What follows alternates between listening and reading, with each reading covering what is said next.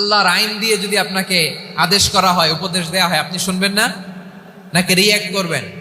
না, খবরদার, রিয়্যাক্ট করা যাবে না। আল্লাহর বিধানের সামনে বিশ্বাসী বান্দার কোনো অপশন থাকে না, কথা থাকে না। চিল্লায় বলেন ঠিক কি না? ঠিক যেমন সাইয়েদনা ইব্রাহিম আলাইহিস সালাম আত্মসমর্পণ করেছেন।